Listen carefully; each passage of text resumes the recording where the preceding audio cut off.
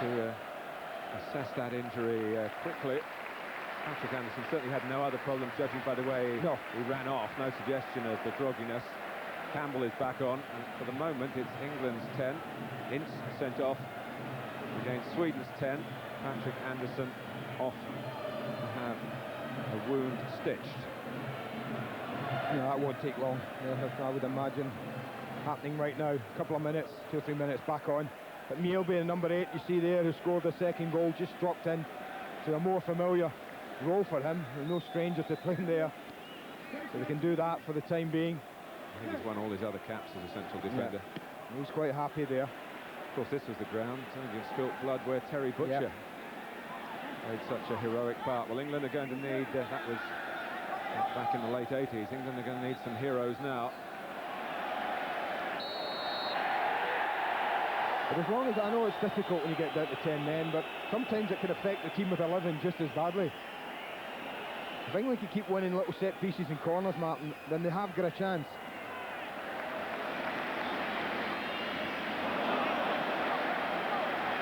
Pedersen chasing his own flick on. England's trying to get it forward and keep it in play, but it's veered out. They've worked their socks off, you know, the front two for Sweden.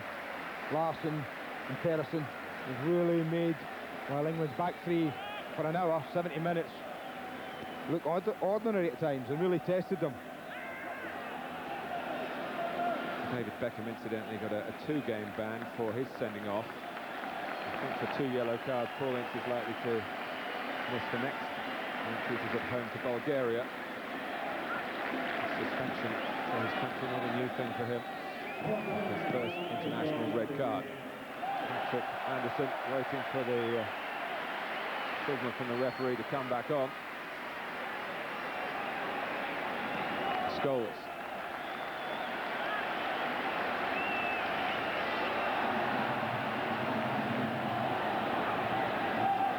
Out by Cormack. Stick to figure now. Sweden's captain. 8 stitches.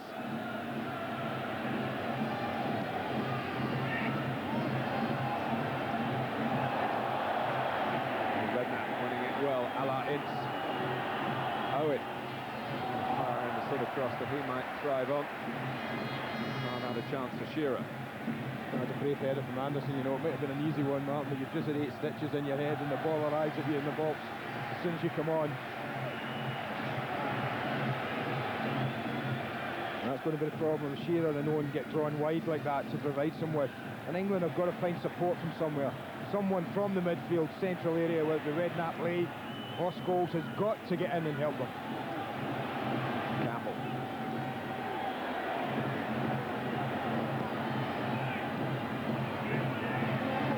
It's the sort of ambition that England need from Sol Campbell. He's left the space that Sweden can exploit here. But usually move beyond a chug. Blessed with explosive speed, but he's blessed with the winning temperament, and he's done very well there just to draw the foul. Sorry, man, I'm just looking down. Sol Campbell can go on. He'll be coming off. He's indicating, rotating both arms. There he is, just saying, I've got to come off. He's really struggling. There'll be another substitution. It just gets worse and worse for England. Well, that's Paul Merson, whose own fitness was in doubt. A training injury like Tony Adams over the past couple of days. It's a poor free kick by Schwarz, probably the worst thing he's done in the game apart from the tackle that brought his yellow card. That's a foul by Björklund. He's going to get that, Michael Owen, Martin, the longer he plays in this game, and particularly international level, when he gets the ball in his own half or halfway line. Centre halves like that are going to get so tight, let him get it, and then just foul him, bring him down. He's going to have to get used to it. Well, that last surge forward from Sol Campbell obviously overtaxed his fitness. Well, what a day for Tottenham. Anderton off injured, Campbell off presumably injured as well. He certainly made a signal. Yeah. And Paul Merson, who came on, of course, against Argentina, took a penalty in the shootout. Middlesbrough man. Well, that surely must mean Rob Lee is going to play right back. That's him in 3 positions now since he came on to substitute himself. I did say he was versatile, and now that will be put to the test truly here, and some key moments in the game going Sweden's way, you might say, but that can't excuse the way England rather fell apart to let 1-0 up become 2-1 down. 066 011 22 33. Your thoughts for man of the match? Andreas Andersson for Sweden, and David Seaman this time, as he went down and the ball was sort of bouncing around above him as he was on the ground, but he stopped it, and it's a corner. Well, that's another deflection. This is a better strike from Andreas Andersson. You know, they're frightened to tackle here, risking giving a penalty away, but the deflection, it just goes to ground again, David, but manages to push that left hand out, push it round the post. We're into the last 15 minutes.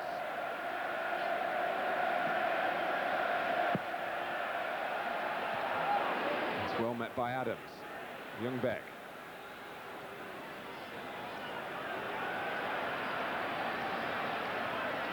Pedersen has some decoy running. Andreas Andersson! There was no flag, so it will be a corner. Well, that's game. He had the game on his head. Oh, this is great play from Ljungberg. Oh, he's impressed me tonight. I think he's been exceptional. They look out to play offside, the flag stays down, and then from 6 yards, it's not offside. Tony Adams, that familiar pose in an Arsenal shirt, didn't work for England there. And Andersson knows he should have put this game beyond England.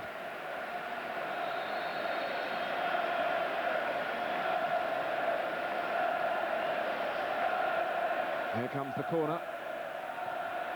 And Lee first to it.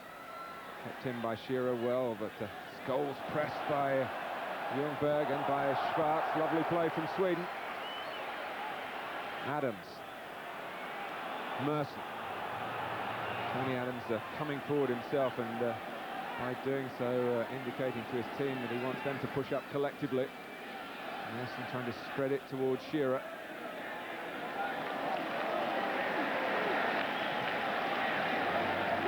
The game's so spread now. This is Andreas Andersson.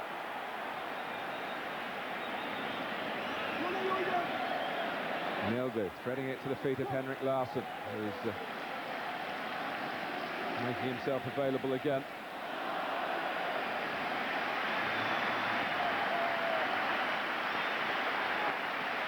Well, the similarities with England being a man down against Argentina, but the difference is being that was when the scores were level, and here the 10 men striving to come from behind if they can. Lee. Some room here for Jamie Redknapp. Owen. And he provides some inspiration. Well, it was a cross that was too close to the goalkeeper, you would say, except the ball just kept on carrying and made the headman play safe and knock it behind for the corner. Yeah, he's not taking any chances, Magnus Hedman. I still think he looks a touch nervy. And even in the last corner when he was scrambling all over the place, he didn't look secure. It was important again for England that Redknapp puts this in an area that his players can attack it. Well, if there is going to be an equaliser, this might be the best route for it from a set play. And Gareth Southgate! No, what a block that was. Talked how well the front two have done, Martin. But I think that was Pedersen who's done all of his work at the top of the end of the pitch, threw his body in the way of that Southgate attempt. And that's what I mean about England and the set piece. That's why you should never say this game's over. They can get set pieces or corners, even if they're not particularly looking good in free play. There's always that chance that they'll get an equaliser. There's always the risk that in taking one chance too many, that there might be problems defensively, and the free kick conceded by Scholes here. Gareth Southgate was lining this one up. Yeah, it's good play, good movement. He came from the front of the pack to the back. He hits it really well. I mean, Hedman will tell us he had that covered, no problem. But well blocked anyway. Here's a Schwarz, and they've not got to him again, England. Well, he's better than that, isn't he? He knows it. You can always tell. Great left foot. He's used it to great effect tonight.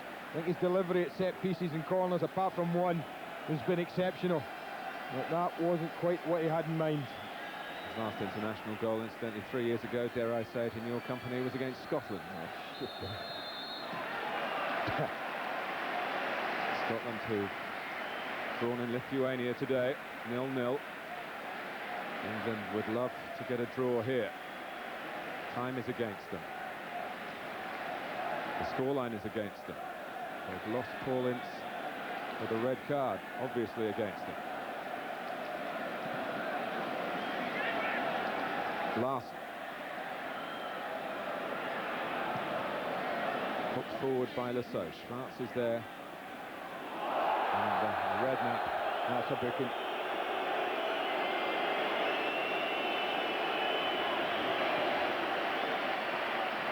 Just skips away from Jamie, and you can't do that at international level. That's a booking.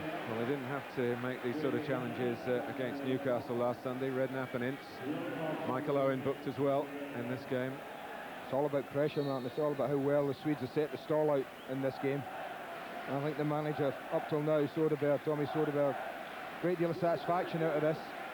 Set the stall out perfectly for them so far, even with the shock of basically giving England a goal start. And just to mention it once again, the shock of having to change the team at the 11th hour. Zetterberg from Anderlecht.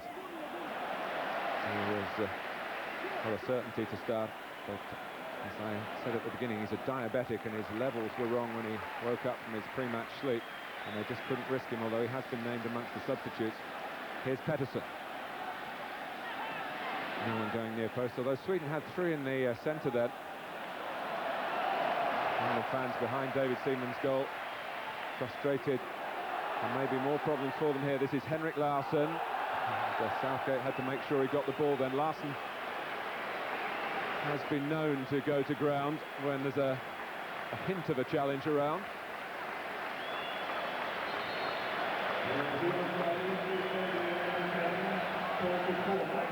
Number 13 is Teddy Lucic, who played against England in '95 at Elland Road in that 3-3 draw.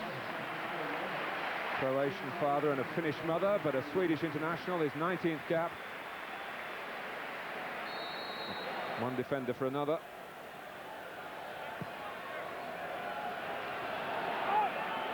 And here's his first touch.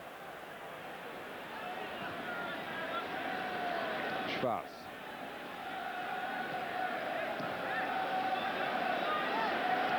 Ljungberg. Lee having to play on the retreat. Scholes. 7 minutes plus stoppage time left. And here's Paul Merson.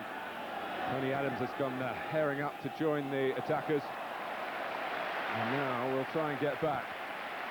Lee, Southgate and Lasseau setting up a back three for England. And it's Lasseau after a rather slovenly touch that time by Henrik Larsson. There haven't been many of those from him. I think it's just keep ball for the Swedes, Martin. Let's keep the ball, keep possession, eat the clock away. If we get another one, that would be brilliant. But let's not make a mistake. I think that's the message that the coach will be trying to get to his players, probably via the substitute. What we have, we protect. We don't take any chances. We don't play stupidly. We make England run and we make England chase. And Larsson, but he was responsible for Gareth Southgate losing his balance in the first place. Just as well that he was, otherwise well, Southgate was in the disciplinary firing line.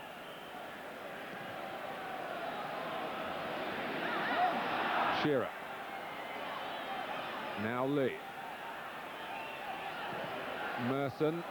Hedman comes to deal with it as Paul Scholes tried to attack the cross.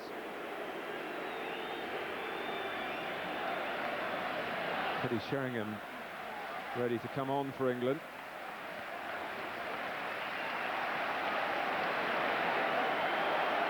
Pettersson. Ljungberg. A lovely turn from him. He started to lose his footing and swung into the shot. If he'd stayed upright, he might have seen players supporting him in the centre. Owen. Redknapp. Michael Owen will just have to wait for a moment. Alan Shearer jogging into the middle, joined by Jamie Redknapp. Shearer down towards Owen, who perhaps got a call from Scholes. Left it, but maybe a little on the late side, and the Manchester United man couldn't get there. The game really spread at the moment, and Larsson for Pettersson, who can wrap it up here. Well, I told you he wasn't left-footed, didn't I? And I think that showed then. That's twice he could have wrapped that up. One touch and hit. But he didn't want to hit it with his left foot. Reluctant to use it. It's amazing, isn't it, at this level? You'd have thought he'd have hit, steadied it. But he's trying to get the outside of the right foot onto it. Steady it and hit it with your left. Take a chance. Paul Scholes has gone off. And Teddy Sheringham, who scored his first international goal against Sweden back in '95 at Leeds. Oh, one now from Teddy would not come amiss for England's hopes, and he's on the ball straight away. It's Lasso, and it's fractionally too high for him. Nice idea.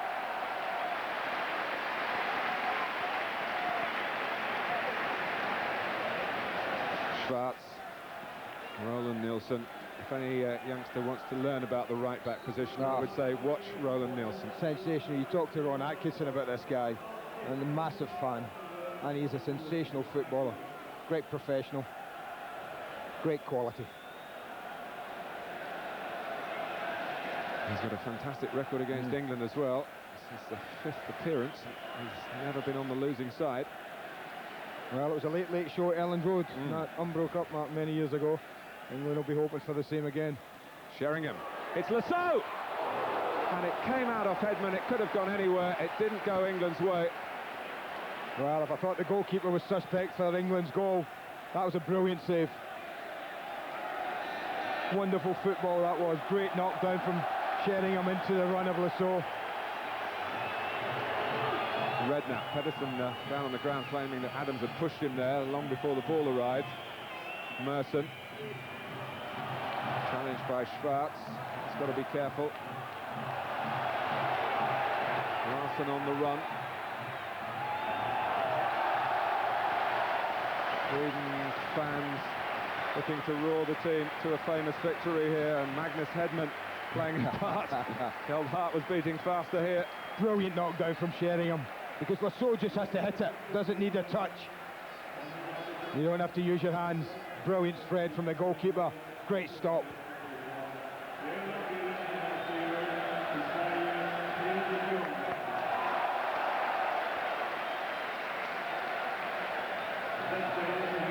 Ljungberg.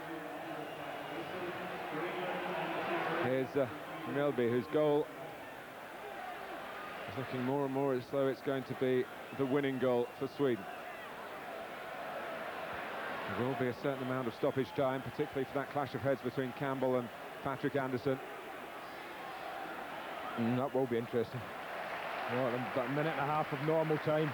Could well be 3-4 extra minutes. Your man of the match, Stefan Schwarz, who gave England a season in the Premiership with Arsenal and has given England a lot of difficulties here. Larsson. Not quite so dominant on the ball in the second half, but a massive influence in other areas.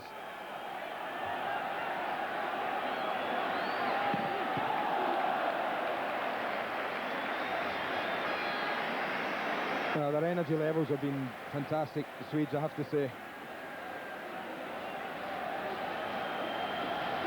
Van Hoddle knows that they've got a rough ride in some quarters. That would be the case, I think, for any England coach these days. With a defeat, but it's not yet a defeat. England continue to try and press, despite all the handicaps here. Shearer beating Lucic. Knocked away in a very controlled fashion by Mjällby. What an inspired selection that has been from Tommy Söderberg. Pettersson. And Larsson, who really started things going for Sweden in that difficult time. And they were a goal down, but they provided some ingenuity. And they gave hope, really, to the rest of the team. Schwarz got a grip. Suddenly, in just over 2 minutes, those 2 goals. And so far, no way back for the defeated England. There's going to be a substitution. The scorer of Sweden's equaliser, Andreas Andersson, who might be just treated with a bit more respect up and down the Premiership grounds after the performance he's put in today. That's if he can get into the Newcastle team, of course. That's right.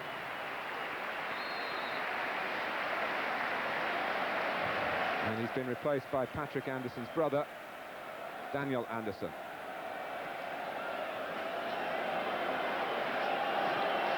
Redknapp. Well, that's into the realms of the unknown, Martin. How long?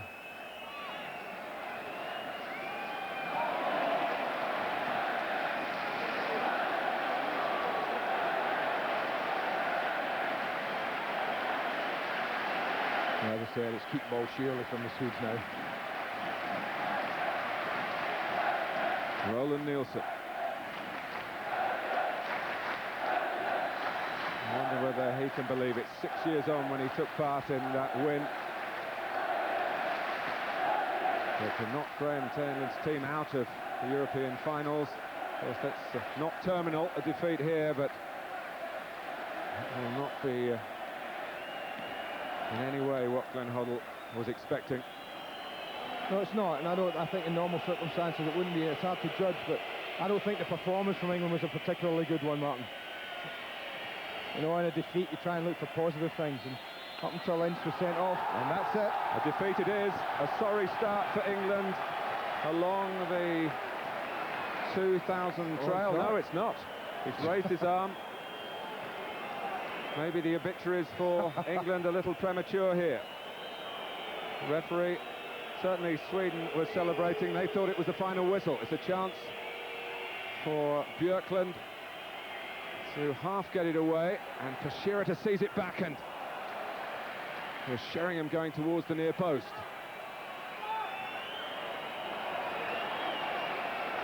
Henrik Larsson chasing, Southgate to get it back for England. Referee looks at his watch again.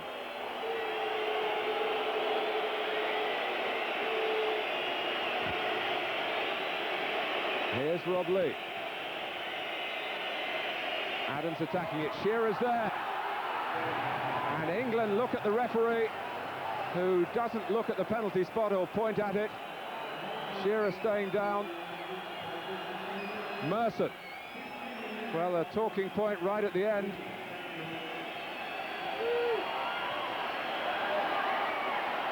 Adams is there. Flag has gone up. Andy. Well, that was a tough one to call. I don't think Shearer's one to go down too easily. He looked to me like he was having a shot.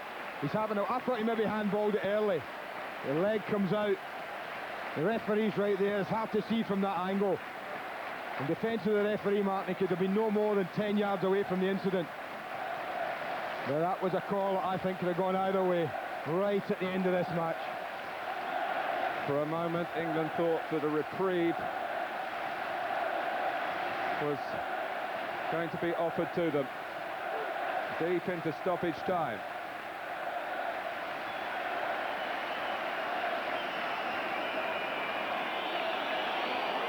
Adams. That's it, Ljungberg. David Seaman across to get the ball and spotted up for the goal kick. No, he's been able to keep it in. Here it is again as he plays it away.